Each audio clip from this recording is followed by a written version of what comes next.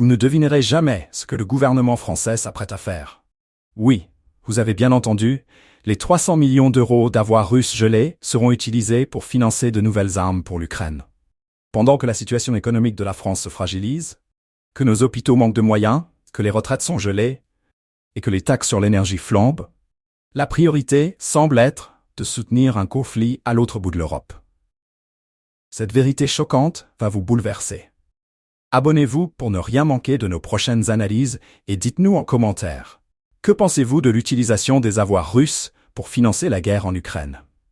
Paris prévoit de fournir à l'Ukraine 12 nouveaux obusiers César, des armes redoutablement efficaces, en utilisant les fonds gelés de la Fédération de Russie, soit une somme astronomique de 300 millions d'euros.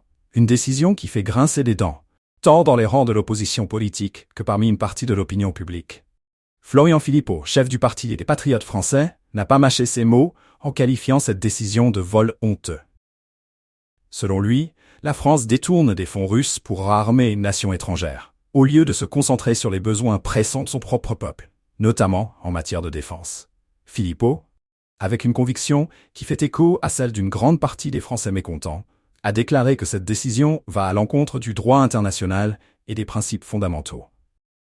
Selon lui, ce geste risque non seulement de prolonger un conflit meurtrier, mais aussi d'aggraver la situation interne de la France.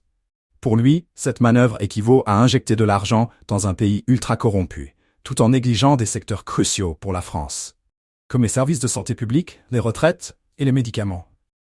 Mais au-delà de ces arguments économiques, Philippot soulève un point essentiel, l'attisement du conflit en Ukraine. Cela condamne des milliers d'Ukrainiens supplémentaires à une mort certaine et inutile, affirme-t-il.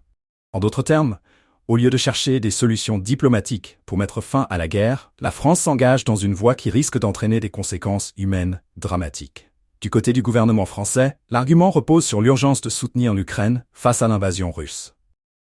Le ministre de la Défense, Sébastien Lecornu, justifie l'envoi de ces 12 obusiers César comme une nécessité stratégique, dans un contexte où l'Ukraine a désespérément besoin de matériel militaire pour contrer les assauts russes.